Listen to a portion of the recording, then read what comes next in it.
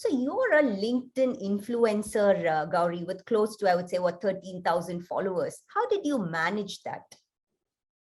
Yeah, so this journey started after my psychology degree, and that's where I started learning how mind works and how things are working.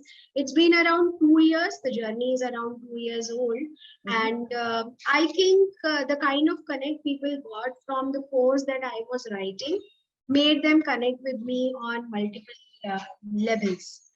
They connected through posts, and they started sending in requests to connect. The various platforms where I have spoken, I got people from there. So wonderful connections on LinkedIn and relationships. Some of the relationships in last 18 months are so deep now that we never met. It's all online, the way you and I are doing it.